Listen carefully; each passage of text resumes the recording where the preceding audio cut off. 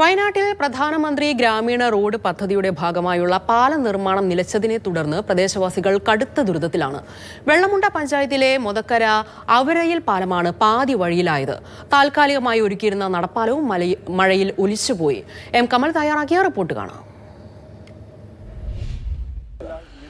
വെള്ളമുണ്ട പഞ്ചായത്തിലെ പുളിഞ്ഞാൽ മൊതക്കര റോഡിലുള്ള അവരയിൽ പാലം 6 മാസം മുമ്പാണ് നിലവിലുണ്ടായിരുന്ന പാലം പൊളിച്ച് പുതിയ പാലത്തിൻ്റെ പ്രവൃത്തി തുടങ്ങിയത്. പക്ഷേ പ്രവൃത്തി ഈ കമ്പിയിലും താഴെയുള്ള നിർമ്മിതിയിലും ഒതുങ്ങിയിരിക്കുകയാണ്. ഇപ്പോഴും ഒരു പണിയും നടക്കുന്നില്ല.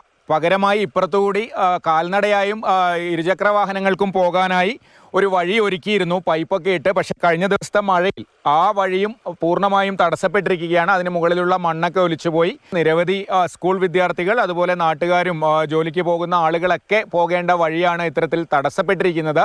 അധികൃതരുടെ ഭാഗത്തു നിന്നോ അല്ലെങ്കിൽ കരാറുകാരൻ്റെ ഭാഗത്തു നിന്നോ ബദൽ സംവിധാനം ഒരുക്കാനുള്ള ഒരു നടപടി ഉണ്ടാകുന്നില്ല എന്നുള്ളതാണ് പരാതി. ഇതിപ്പോൾ എത്രത്തോളം ഒരു ബുദ്ധിമുട്ടാണ് ഈ പ്രദേശത്തെ ആളുകൾക്ക്?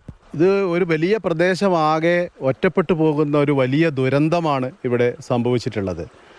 മൊതക്കരയിൽ നിന്ന് ഈ ഗവൺമെൻറ് LP സ്കൂളിൽ പഠിക്കുന്ന കുട്ടികളെ സംബന്ധിച്ച് ആയുർവേദ ആശുപത്രിയിൽ പോകുന്നവർ, മൃഗാശുപത്രിയിൽ ബന്ധപ്പെടുന്നവർ, ഗ്രന്ഥശാല ബന്ധപ്പെടുന്ന ആളുകൾക്കൊക്കെ അത് പൂർണ്ണമായും നിലച്ചിരിക്കുന്നൊരു സ്ഥിതിയുണ്ട്. നാട്ടുകാരെല്ലാം ബന്ധപ്പെട്ടതിൻ്റെ ഭാഗമായിട്ട് എൻ്റെ ഒരു 6 സെൻറ്റോളം സ്ഥലം വിട്ടുകൊടുത്തിട്ട് അതിലൊരു ബദൽ സംവിധാനം ഉണ്ടാക്കിയിരുന്നു.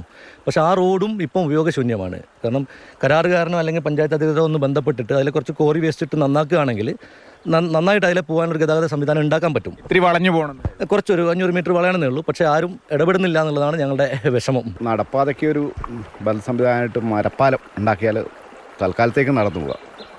അപ്പുറത്ത് തൽക്കാലം ഉണ്ടാക്കിയ റോഡ് മെമ്പർമാരെ സമീപിച്ചപ്പോൾ അവർക്ക് 10,000 രൂപയായി അനുവദിക്കാൻ പറ്റൂ.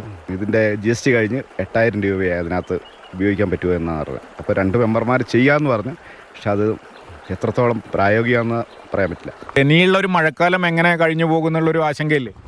ആശങ്കയുണ്ട്. ഏറ്റവും കൂടുതൽ സ്കൂൾ കുട്ടികളെയാണ് ബാധിക്കുന്നത്. അതുപോലെ തന്നെ ട്രൈബൽസ് ഒരുപാട് ആൾക്കാർ അവിടെ താമസിക്കുന്നുണ്ട്. അവർ ഇതുവഴിയാണ് പോകുന്നത്. ഇപ്പം ഇപ്പോൾ വെള്ളം കയറിയിട്ടുണ്ടെങ്കിൽ അവർ പിന്നെ സ്കൂളിലേക്ക് വരാത്ത ഒരു അവസ്ഥയാവും. കരാറുകാരനെ ബന്ധപ്പെട്ട് നോക്കി. മൂപ്പർ പറയുന്നതെന്ന് വെച്ചാൽ ബദൽ സംവിധാനം ഇവിടെയുള്ളവർ ചെയ്യണമെന്നാണ് പറയുന്നത്. പഞ്ചായത്തും ഇതൊക്കെ ചെയ്യണമെന്നാണ് പറഞ്ഞത്. ഈ പ്രശ്നത്തിനൊരു പരിഹാരം കാണാൻ ഉത്തരവാദിത്തം ആർക്കാണ് എന്നുള്ള തർക്കമാണ് നടക്കുന്നത്. ഈ സ്ഥലത്തേക്ക് എത്തുന്ന, ഈ പാലത്തിലേക്ക് എത്തുന്ന റോഡിൻ്റെ പ്രവൃത്തിയുമായി ബന്ധപ്പെട്ട് ഒരുപാട് വാർത്തകൾ നമ്മളൊക്കെ ചെയ്തതാണ്. കാലങ്ങളോളം ജനങ്ങളെ ബുദ്ധിമുട്ടിച്ച ശേഷമാണ് ആ റോഡിൻ്റെ ജോലികൾ ഭാഗികമായെങ്കിലും പൂർത്തിയായത്. അതിനുശേഷം ഇപ്പോൾ ഈ പാലം ഇങ്ങനെ ഇട്ട ജനങ്ങളെ കഷ്ടപ്പെടുത്തുകയാണ്.